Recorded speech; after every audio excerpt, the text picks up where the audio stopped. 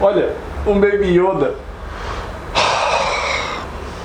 No programa de hoje, Mandalorian.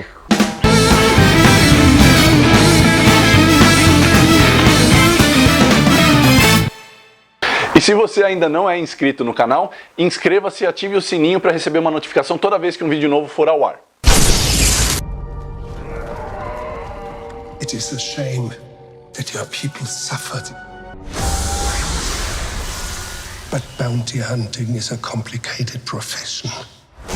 Bom, não é exagero dizer que 2019 trouxe uma grande surpresa, né? Porque eu, pelo menos, tá? E você se acompanha o Formiga Elétrica deve saber que nós não somos lá muito entusiasmados com a franquia Star Wars, né? Por vários motivos, mas eles não vêm ao... Fala isso, o cara tá com uma camiseta do Chewbacca. É verdade, Não, então volta. Não, pode ter isso no vídeo mesmo. Bom, mas 2019 trouxe Mandalorian, né, que traz aí o selo da saga espacial criada por George Lucas, né, e qual não foi minha surpresa em assistir o primeiro episódio e perceber que, nossa, eu quero ver isso até o final. E mais surpresa ainda, chegar ao último episódio e falar, meu, é legal mesmo, né, até o fim, cara. É bem bacana, não só pelas referências que estão lá aos montes, mas eu acho que o geral, o âmago da série também, ele é muito atrativo, tem personagens muito carismáticos, né? Quando a gente fala que nós não somos tão entusiastas da série Star Wars, não ao ponto de usar uma camiseta, tá? Isso aqui é presente, só dando contexto, mas assim, porque realmente os filmes têm um nível muito baixo. Você tem um filme que é ótimo, na minha opinião, que é o Império Contra-Ataca. Você tem aí um par de filmes bons, tipo Nova Esperança ou Rogue One. Você tem um filme que é muito bom e um muito ruim num só, que é o Retorno de Jedi. Mas, no geral, os episódios 1, 2 e 3 são muito ruins. Os episódios 7, 8 e 9, misericórdia. Não, Despertar da Força é bem dirigido. Mas, assim, você se perguntaria, bom, numa série de 9 filmes, você tem um que é realmente um negócio que você fala, puta, esse vale a pena ver. Como se sustenta uma franquia dessas? Cara, porque o universo trabalhado fora dos filmes tem coisas muito legais, e eu sempre citei séries como o Clone Wars do Genndy Tartakovsky, que é incrível, e as séries animadas como, por exemplo, o Rebels, que trazem um tremendo acréscimo para essa mitologia, fazem você pensar, puta, esse universo é muito interessante, ele tem coisas muito, muito ricas para você ver, e o Mandalorian, para mim, é a mais nova prova de que você pode trabalhar esse universo de uma forma viva, uma forma orgânica, sem ficar reciclando clichês à exaustão, como fazem os filmes que deveriam ser o carro-chefe da franquia, mas a gente vê que em séries como o Mandalorian, que pegam gêneros clássicos como western ou, como você bem citou, que fez a gente colocar isso aqui, como o cinema samurai, né, os famosos chambarás, estão ali presentes nessa série, dentro desse universo de sci-fantasy, que é algo completamente coerente com os Jedi e seus duelos de espada, de uma forma que a gente ainda não havia visto, e de uma forma bem trabalhada, né? Exato. O que eu achei muito bacana no Mandalorian, né, que eu acho que a gente não precisa da sinopse, né, acho que nesse momento o mundo inteiro sabe que o Mandaloriano é aquela galera que usa uma armadura igual a do Boba Fett. Eu não me canso de observar que as coisas em Star Wars, os grandes personagens periféricos de Star Wars que fizeram sucesso, que ganham camisetas, etc., eles acontecem por acidente, né? Não tô falando de Chewbacca porque Chewbacca é central. O Boba Fett, ele é um sucesso por acidente, Sim. né? Vamos falar a verdade. Assim como aquele Stormtrooper das tonfas que aparece no Despertar da Força, ele fez mais sucesso que a Capitã Phasma, que era para ser uma grande personagem, ganhou até HQ, no caso. Mas o caso aqui é que, pelo menos a mitologia dos Bounty Hunters mandalorianos, ela é muito bacana e é super bem explorada de uma forma que o Rafael tá aqui de prova, que eu sempre falei isso. O Star Wars, o universo expandido de Star Wars, ele padece de um mal que ele não consegue fugir do lance de aparece um Jedi perdido, tem duelo de sabre de luz e tal, que é a essência dos filmes. Os filmes não tem como fugir disso. Mas existe muito mais nesse universo para ser explorado. E o Mandalorian vai atrás disso e agrada. A questão das referências aí, assim, que vão muito além do Baby Yoda que tá referenciando o Céu Mandou Alguém, que é um filme do John Ford, né? Eu acho que Tem muito mais coisas pra gente discutir aí em matéria de matéria-prima dessa série, porque além do western e do filme de samurai, eu vou te falar que eu acho essa mistura muito atrativa e muito interessante. Primeiro porque, além de culturalmente antagônicos, né, Ocidente e Oriente, eles são conceitualmente muito antagônicos, porque a temática de Velho Oeste, ela é o ambiente caótico e os personagens tentando trazer algum controle a isso. O dos samurais é exatamente o contrário.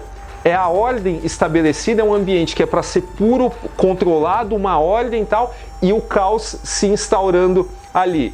E o Mandalorian, cara, que é uma criação, assim, acho que é um acerto na carreira do Jon Favreau, que bolou tudo isso sozinho, escreveu os roteiros dos 8 episódios, né? Mas vamos às grandes referências do Mandalorian, pelo menos as que estão mais na superfície aí, que é o que faz com que... É claro, a gente nunca pode se apoiar em referências para dizer que uma obra é boa, mas se na obra original que ele está referenciando deu certo, por que não daria ali? Eu acho que o efeito é mais ou menos parecido. Como, por exemplo, o Mandalorian, ele carrega muito do personagem do Clint Eastwood na trilogia do Dólar, no Estranho Sem Nome. Pistoleiro Sem Nome, né? Exatamente. Howard Hawks você encontra lá, você encontra John Ford. A cena que o Mandalorian está tentando aprender a cavalgar, né?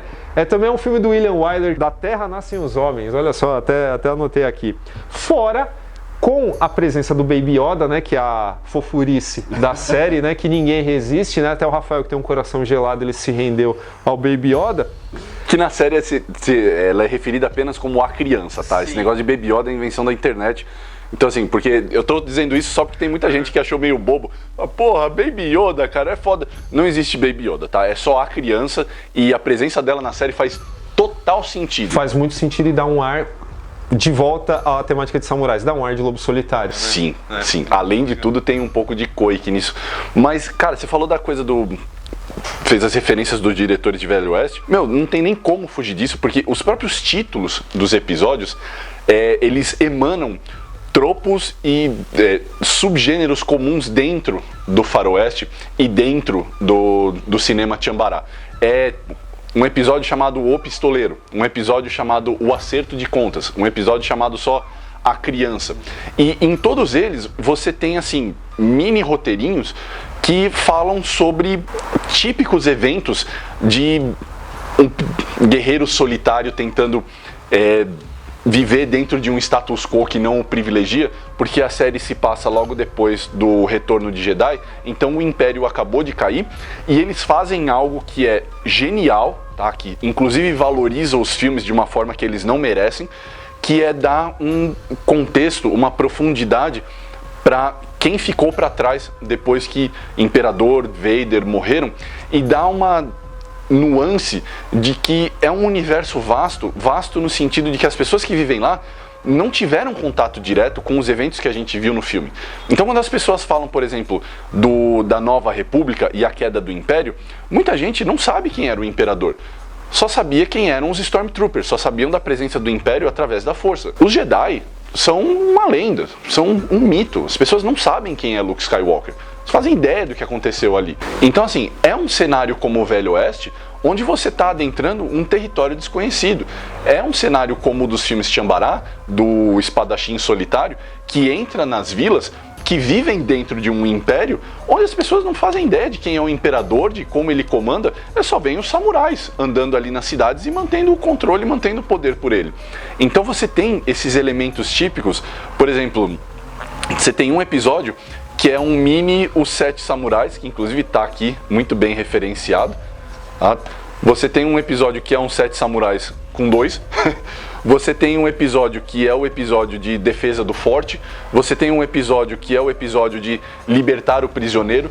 Todos tropos típicos desses dois gêneros que, como você bem disse, são tão distintos, mas que encontram as suas pontes, coisa que o Kurosawa fez muito bem. E quando a gente tem que trazer Kurosawa para uma conversa sobre Star Wars, no mínimo legitimar alguma coisa, né? Exato. Não, e mais bacana ainda é que isso faz todo sentido. Não é que o Favreau, ele ele reinventou a roda, descobriu a América com isso, porque o próprio Star Wars Uma Nova Esperança, sabe, desde a sua estreia em 77, é alardeada a referência da Fortaleza Escondida, assim como o Obi-Wan Kenobi era para ter sido Toshiro Mifune, né? Então, tudo isso, trazer isso para dentro de uma série de TV, onde você tem uma liberdade maior, não só temática como a ambientação temporal dentro da saga, cara, acabou que deu certo e ainda por cima não abriu mão de usar algumas coisas assim de... Agora voltando pro western, né? Usar aqueles apetrechos que pertencem mais ao mundo dos westerns crepusculares, né? Como, por exemplo, a metralhadora, né? Sim. Que aparece ali em 2 ocasiões e você fala, não há como não lembrar de 2 filmes que eu adoro, que é Meu Ódio Será Sua Herança, do Peckinpah, e Django também, né? Sim. Que também contava com uma participação desse artefato de destruição, sabe, massivo ali. E você falou do Peckinpah, agora tem a outra presença muito bem usada, assim, o Mandalorian é uma série com tons mais sombrios, né? Porque é um guerreiro solitário, ele é um sujeito sisudo, ele tem um passado trágico, ele tem motivo para ser como é, mas ele surpreende por se preocupar com uma criaturinha como a criança. Então, assim, são várias nuances, né, que fazem com que a gente se interesse muito por esse personagem que não tem rosto e não tem nome, né? Porque a gente falou do estranho sem nome, do pistoleiro sem nome, e além de ele não ter um nome, ele para nós também não tem um rosto, né? Porque ele não tira o capacete de forma alguma, que também tem coerência dentro da narrativa. E, só que assim, você falou do Peckinpah, acho que é o 7º episódio onde a gente tem contato com aqueles 2 Stormtroopers que ficam à beira dos eventos que estão acontecendo ali numa cidadezinha, não vou dar spoiler, mas assim, tem muitos ecos de Peckinpah das pessoas que ficam na periferia dos eventos antes da violência explodir. Então você vê que assim, o Favreau, é como você disse, ele não reinventou nada, gente. Ele não reinventou nada. Se você assistir um mínimo de western na vida, ou um mínimo de Tiambará, você vai identificar todos os elementos que estão ali. Só que ele resgata é um frescor. Exato. É um frescor que ele devolve para a franquia Star Wars, porque remonta exatamente aquilo que você disse. O primeiro Star Wars, o próprio George Lucas sempre falou, isso aqui é pesadamente influenciado por Kurosawa e sua Fortaleza Escondida. Eu gosto dessas referências, eu faço questão de declará-las ao meu público. E o que o Favreau faz quando ele constrói cada um desses episódios dentro de determinados gêneros e faz funcionar dentro da história, criando personagens que são transitórios, mas ao mesmo tempo carismáticos, sabe? Eles conquistam por eles ser quem eles são e não porque você desenvolve uma longa saga sobre eles. Ele está demonstrando que ele fez bem a lição de casa dele, que ele sabe como esses gêneros funcionam e ele sabe como aplicá-los num produto que ecoa uma memória afetiva tão grande sobre nós, que é o Star Wars. Não, e tudo isso, ainda por cima, brifando um time de diretores aí que se encarregaram desses episódios, desses 8 episódios da primeira temporada, brifando os caras num aspect ratio que evidentemente também evoca o western, né, que é aquele negócio mais largo, né, mas também naquelas transições em slide, né, que é muito característico dos filmes. Ele conseguiu amalgamar tudo que Star Wars já trazia no seu DNA com essa identidade visual dos filmes, mas de uma forma que fica mais orgânica na obra dele do que nos filmes, né, Sim. cara? Então, não perdeu a cara de Star Wars, mas ficou melhor, né? Com certeza. Aliás, uma coisa que tem que ser valorizada muito nessa série, cara, é o elenco e as pessoas que participaram, além do próprio Favreau.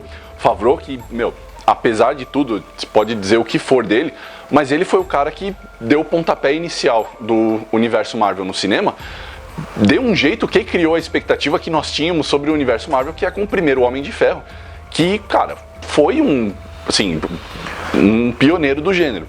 E no Star Wars, embora não seja um pioneiro de gênero, como nós já deixamos claro aqui, ainda conta com a participação de caras como o Nick Nolte, mesmo só com a voz, mas participando. Você tem uns caras tipo o Giancarlo Esposito, que vocês vão se lembrar do Breaking Bad. A Bryce Dallas Howard dirige um dos episódios. Então assim, você tem uma galera que é muito boa participando de uma série que deveria ser algo mais...